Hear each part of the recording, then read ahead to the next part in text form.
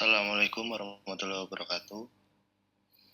Perkenalkan, nama saya Haji Supriyanto dengan NIM 2401040114. Di sini saya akan melakukan presentasi dengan laporan kasus asuhan keperawatan pada Tuan C dengan diagnosa kronik kidney disease di ruang Edelweiss bawah RSUD Gardina, Kota Tegal.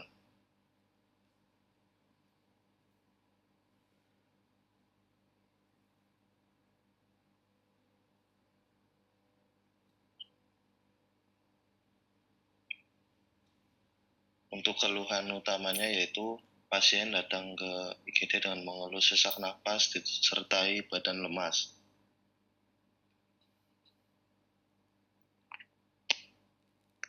Untuk riwayat penyakitnya, pasien mengatakan pernah menjalani HD. Untuk riwayat keluarganya tidak ada. Pemeriksaan fisiknya, keadaan umumnya cukup, kesadaran kosmetis, tekanan darah 130/80, nadinya 10 kali per menit, respirasinya 28 kali per menit, suhunya 36 derajat Celcius, tampak menggunakan otot bantu nafas, tampak pernapasan kuping hidung, itu tampak lemas. Untuk data penunjangnya yaitu pemeriksaan laboratorium dengan hemoglobin 5,3, ureumnya 244,2, untuk kreatinnya 10,2 mg per dl. Untuk etiologinya, tekanan darah tinggi itu berjanji yang berlangsung lama dapat mengakibatkan perubahan-perubahan struktur pada eritrol di seluruh tubuh dan ditandai dengan fibrosis dan hyalinisasi dinding pembuluh darah. Organ sasaran utama adalah jantung, otak, yaitu ginjal. Pada ginjal, akibat aterosklerosis ginjal akibat hipertensi lama menyebabkan nefroklesis begina. Gangguan ini merupakan akibat langsung dari iskemia renal. Ginjal mengecil, biasanya simetris dan permukaannya itu berlubang-lubang dan berglauna. Secara histologi, lesi yang esensial adalah sklerosis arteri kecil serta arteriol yang paling nyata pada arteriol eferen. Untuk yang kedua yaitu glomerulosclerosis, terjadi karena adanya peradangan pada glomerulus yang mengakibatkan karena adanya pengendapan kompleks antigen antibodi. Reaksi peradangan di glomerulus menyebabkan pengaktifan komplement sehingga terjadi peningkatan aliran darah dan peningkatan permeabilitas kapiler glomerulus dan filtrasi glomerulus. Untuk yang ketiga yaitu lupus eritematosus sistematik, disebabkan oleh kompleks imun dalam sirkulasi yang terperangkap dalam membran basalis glomerulus dan menimbulkan kerusakan. Untuk yang keempat, penyakit ginjal polikistik ditandai dengan kista-kista multiple sehingga muncul gagal ginjal kronik, yaitu uremianya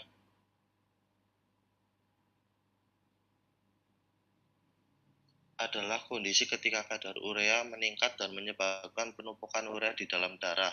Uremia termasuk kondisi serius yang menandakan bahwa ginjal tidak dapat bekerja dengan baik dan menyaring limbah dan membuangnya melalui urin, sehingga muncul sekresi eritropoietin menurun. Untuk sekresi eritropoietin menurun, yaitu di mana produksi hormon eritropoietin berkurang atau tidak dihasilkan sama sekali. Untuk eritropoietin adalah hormon glikoprotein yang diproduksi oleh ginjal untuk merangsang produksi sel darah merah. Ginjal memproduksi eritropoietin sebagai respon terhadap stres metabolik dan fisik. Untuk beberapa penyebabnya karena eritropoietin menurunnya yaitu dengan gangguan ginjal seperti gagal ginjal. Sumsum tulang tidak mampu merespon langsung dari eritropoietin sehingga muncul gejala anemia. Untuk anemia sendiri yaitu kondisi medisnya jadi ketika jumlah sel darah merah dalam tubuh lebih rendah dari jumlah normalnya. Kemudian ada sel darah merah itu berkurang atau Hb-nya itu menurun. Kemudian muncul diagnosa perfusi perifer. Perfusi perifer tidak efektif ini yaitu di mana kondisi ketika sirkulasi darah ke kapiler menurun sehingga mengganggu metabolisme tubuh. Untuk faktor resikonya yang menyebabkan perfusi perifer tidak efektif antaranya yaitu hiperglikemia, kurang gerak, kurang informasi tentang faktor pemberat, kemudian muncul kelemahan. Untuk kelemahan ini yaitu di mana kondisi medis yang terjadi ketika tubuh tidak dapat mengatasi dan pulih dari penyakit dan cedera dengan sendirinya. Kelemahan dapat membuat seorang lebih rentan terhadap penyakit ringan dan terjadinya buruk seperti terjatuh. Kemudian dari kelemahan tersebut yaitu bisa jadi muncul lemahnya otot pernafasan. Untuk otot pernafasan tersebut adalah gangguan yang dapat mempengaruhi fungsi pernapasan, batuk, dan saluran pernapasan lainnya. Untuk kelemahan otot pernapasan dapat menjadi indikasi penyakit sistematik atau neovaskular. Dari beberapa penyakit yang dapat menyebabkan kelemahan otot pernapasan yaitu muncul gejala sesak nafas. Untuk sesak nafas sendiri atau dyspnea adalah kondisi ketika seorang merasakan kesulitan saat bernafas. Dari pasien Tuan C ini ada keluhan sesak nafas sehingga muncul diagnosa pola nafas tidak efektif.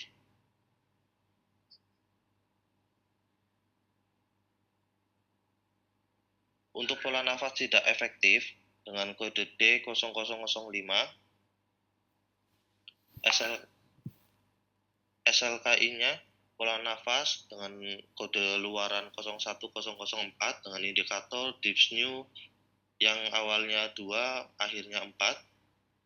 Penggunaan otot bantu nafas yang awalnya 2 akhirnya 4. Frekuensi nafas yang awalnya 2 akhirnya 4 dengan keterangan 1 memburuk atau meningkat, 2 cukup memburuk atau meningkat, 3 sedang, 4 cukup membaik atau menurun, 5 membaik atau menurun.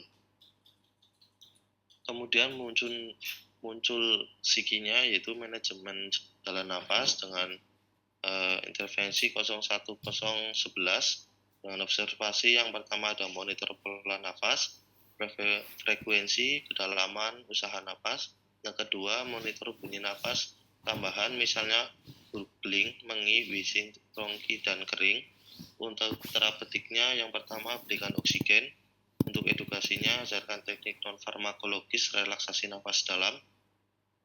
Untuk kolaborasinya yaitu kolaborasi pemberian bronkodilator, eksportoran mukolitik jika perlu. Untuk diagnosa yang kedua yaitu perfusi perifer tidak efektif dengan kode D0009. Untuk SLKI-nya perfusi perifer dengan kode L02011. Indikatornya warna kulit pucat yang awalnya 2 berakhir 4. Untuk yang kedua pengisian kapiler yang awalnya 2 berakhir 4. Untuk akralnya yang awalnya 2 berakhir 4. Untuk sikinya yaitu perawatan sirkulasi dengan kode I02079. Untuk observasinya yang pertama periksa sirkulasi perifer. Yang kedua terapeutiknya lakukan hidrasi, berikan transfusi darah PRC. Untuk edukasinya yaitu informasikan tanda dan gejala darurat yang harus dilaporkan atau rasa sakit yang tidak hilang saat istirahat, luka tidak sembuh, hilangnya rasa.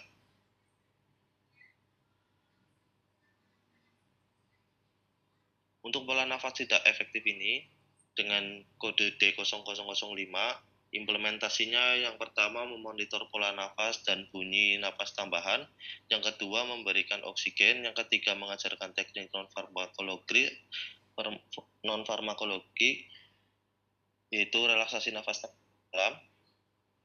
Untuk responnya yang hari pertama pasien mengeluh sesak nafas,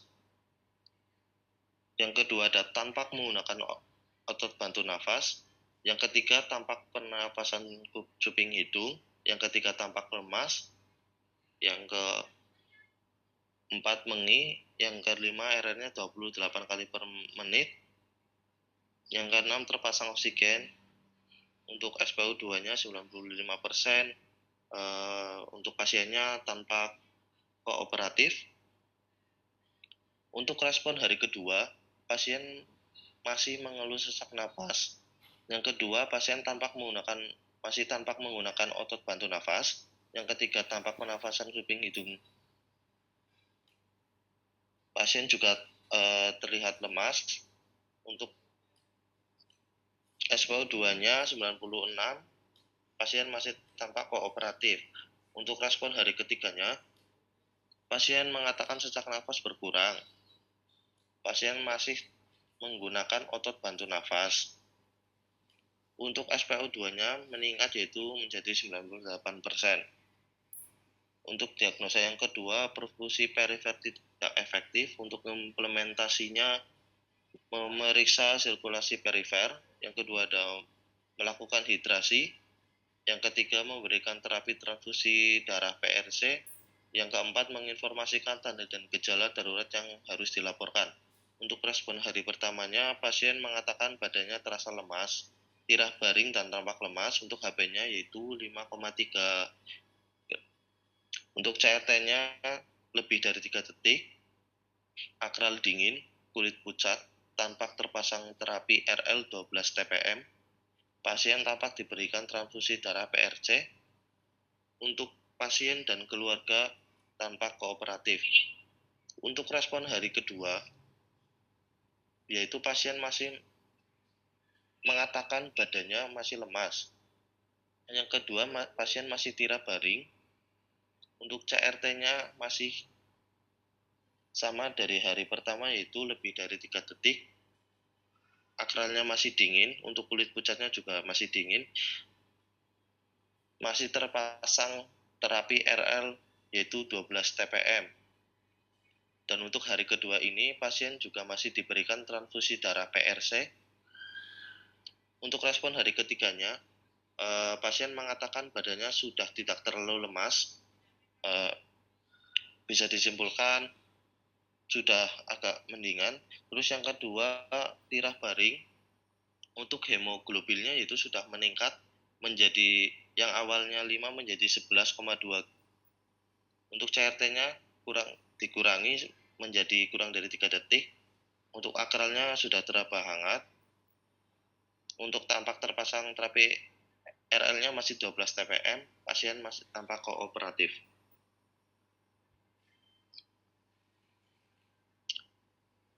Untuk diagnosa pola nafas tidak efektif dengan kodenya D0005, untuk evaluasinya hari pertama, masalah pola nafas tidak efektif belum teratasi sehingga masih dilanjutkan intervensinya.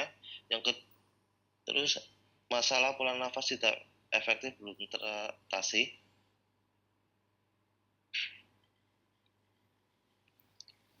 Untuk hari ketiganya, pasien mengatakan sesak nafas sudah berkurang. Tampak nafas menggunakan otot bantu nafas. Untuk SpO2-nya 98%, masalah teratasi dengan indikator dyspnea awalnya 2, akhirnya 4. Untuk hasilnya yaitu 4. Penggunaan otot bantu nafas yang awalnya 2, akhirnya 4, dengan hasil akhirnya 4. Frekuensi nafas yang awalnya 2, akhirnya 4, hasilnya 4.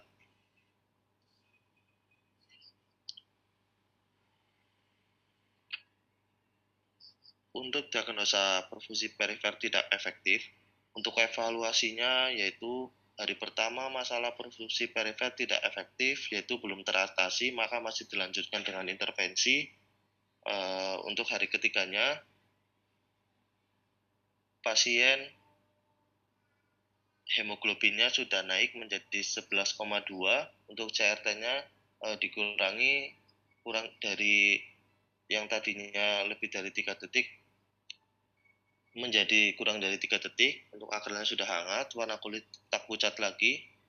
Masalah teratasi dengan indikator warna kulit pucat yang awalnya 2 akhirnya 4, yang kedua pengisian kapiler yang awalnya 2 akhirnya 4, yang ketiga akralnya yang awalnya 2 akhirnya 4 sehingga dihentikan intervensi. Untuk analisis jurnal dengan judul ketidakefektifan pola nafas pada pasien TNM dengan kronik kidney disease di ruang IGD RS Gunung Jati, Kota Cirebon. Untuk tahun terbitnya yaitu 2024, dengan desain penelitian metode yang digunakan adalah studi kasus dengan wawancara, observasi, pemeriksaan fisik, dan studi dokumentasi rekam medis. Untuk variabel yang pertama yaitu asuhan keperawatan adalah suatu proses atau rangkaian kegiatan pada praktek keperawatan yang diberikan kepada klien pada berbagai tatanan pelayanan kesehatan. Untuk variabel yang kedua yaitu CKD atau chronic kidney disease merupakan kelainan ginjal yang menetap lebih dari 3 bulan yang ditandai dengan kelainan struktur atau fungsi ginjal serta penurunan laju fibrilasi. Untuk variabel yang ketiga yaitu teknik relaksasi napas dalam adalah metode yang dilakukan dengan cara menarik napas dalam dan kemudian menghembuskan secara perlahan. Untuk sampelnya yaitu Tuan M dengan usia 44 tahun, instrumennya lembar observasi dan format asuhan keperawatan. Untuk analisisnya deskriptif yaitu univariat.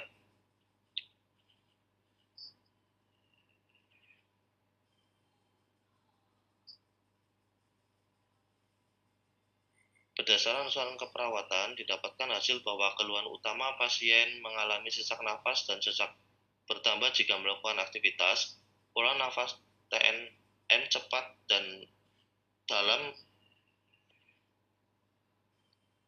RR-nya 27 kali per menit dan pasien terlihat bernafas dengan otot bantu pernafasan.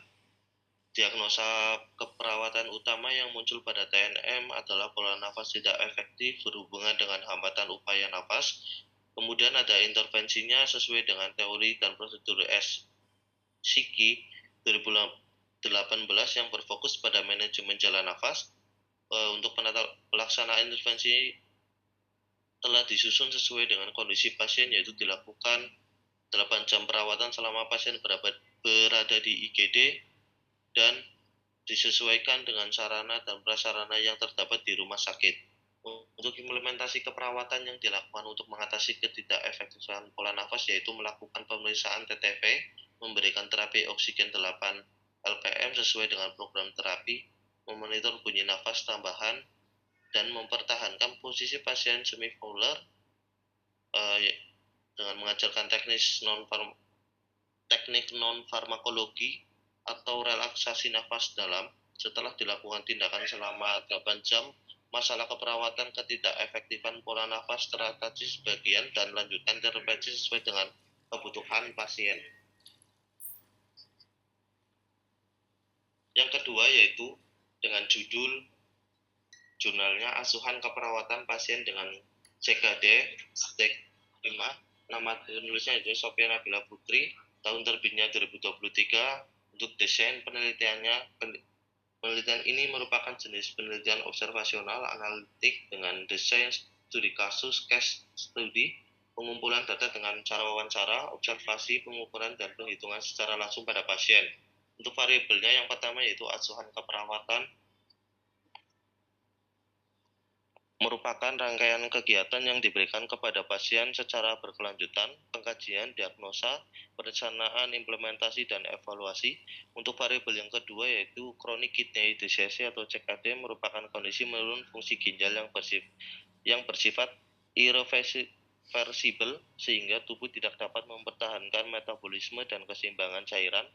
Untuk variabel yang ketiga yaitu rumah sakit adalah instruksi pelayanan kesehatan yang menyelenggarakan pelayanan kesehatan perorangan secara paripurna yang menyediakan pelayanan rawat inap, rawat jalan, dan gawat darurat.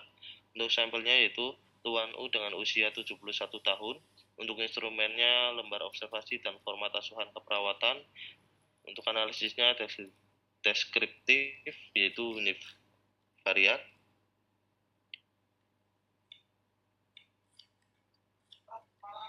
Masalah untuk hasil penelitiannya yaitu masalah keperawatan yang ditegakkan yaitu perfusi renal tidak efektif, perfusi perifer tidak efektif, nyeri akut, defisit nutrisi, konstipasi, dan gangguan mobilitas fisik. Intervensi yang dilakukan berupa pencegahan shock, perawatan sirkulasi, manajemen nyeri, manajemen nutrisi, manajemen konstipasi, dan dukungan ambulasi. Evaluasi setelah 5 hari, perawatan menunjukkan bahwa masalah konstipasi teratasi dan masalah perfusi renal tidak efektif atau perfusi perifer tidak efektif, nyeri akut, defisit nutrisi, dan gangguan mobilitas fisik teratasi sebagian dilihat dari tercapainya beberapa kriteria hasil yang ditetapkan.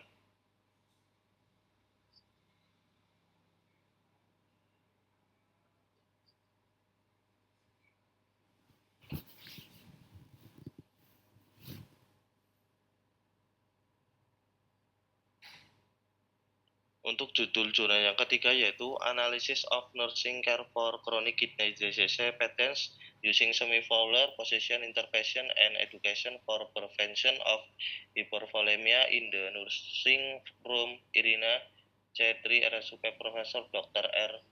Kondau Manado dengan nama penulisnya Priscilia Inkiriwang, Erika Emina Sembirin, Gracia Victoria Formadas, Mario Katuk. Tahun terbitnya 2023. Untuk desain penelitiannya yaitu studi kasus di mana penulis mengambil satu orang pasien sebagai pasien kelolaan di ruang perawatan Irina C3 Rumah Sakit Umum Profesor Dr. R.D.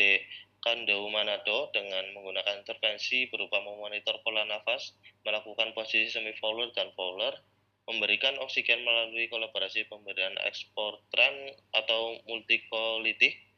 Pengaturan posisi semi-Fowler dilakukan sesuai dengan SOP. Saat ini dilakukan pengaturan posisi semi-Fowler pada pasien, juga dilakukan pemantauan respiration rate atau RR dan saturasi oksigen selama 4 hari perawatan. Untuk variabel yang pertama yaitu penyakit ginjal kronik adalah masalah kesehatan kronik yang terjadi pada ginjal di mana fungsi ginjal dalam menjaga dan mempertahankan metabolisme tubuh terjadi ketidakseimbangan cairan secara elektrolit yang dapat menyebabkan adanya uremia atau retensi urea dan sampah nitrogen lain dalam darah manusia. Untuk variabel yang kedua yaitu hipervolemia merupakan kondisi di mana volume cairan dalam tubuh meningkat, baik dalam pembuluh darah, ruang di antara sel-sel jaringan atau interstisial maupun di dalam sel yaitu sendiri.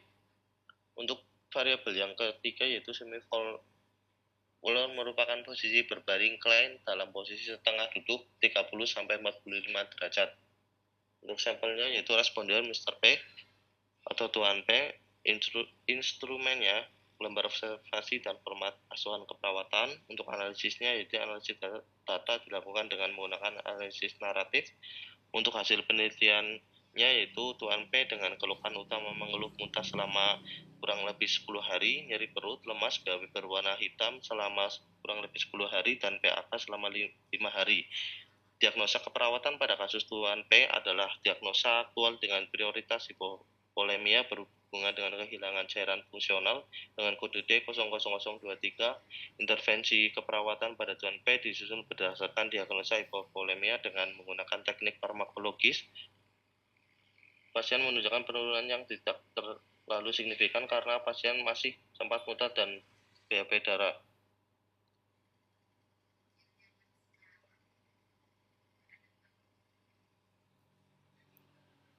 Sekian presentasi dari saya, kurang lebihnya mohon maaf.